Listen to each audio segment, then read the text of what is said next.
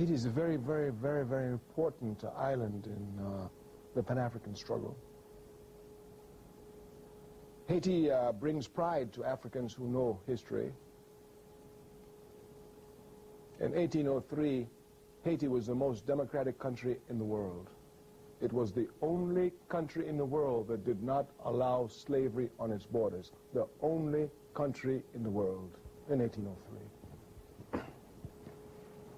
Once you properly understand this history, because you know these capitalist pigs have such a way of making it appear as if we've never done anything as Africans. We don't know democracy.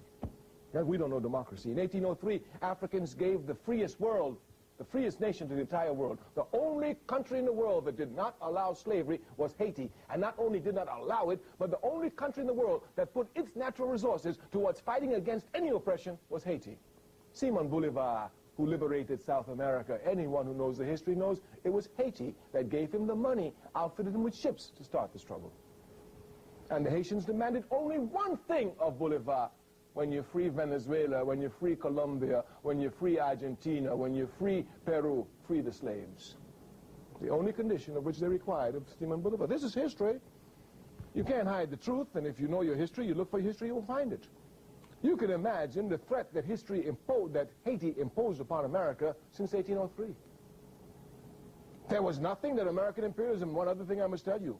From this period, 1803, Haiti fought every major European power, the Americans, the French, the Spanish, the Germans, the Portuguese, all of them, trying to bring Haiti down, and not one of them could make Haiti renege on her democratic principles. On that country, there would never be on that territory a slave. Every man, every woman was free. You just make it to Haiti and you're free, no slavery. Everywhere else there was slavery, everywhere else. In the great America, they were, let's not talk about that. So anyway, you could imagine the threat that Haiti posed. American imperialism, all of its life, had only one objective: to bring those slaves back onto the plantation. There was only one objective: bring those slaves back to the plantation. And America, France, all of them could not bring Haiti back to the plantation. Even after slavery was made illegal throughout the Western Hemisphere and was even abandoned and emancipation proclamations were read everywhere, Haiti continued to be the guiding inspiration for Africans throughout the Western Hemisphere.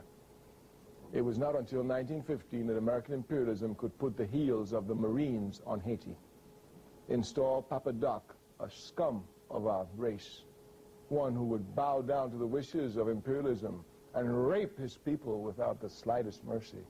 And since then, that's where Haiti has been, and that's where it is to this day.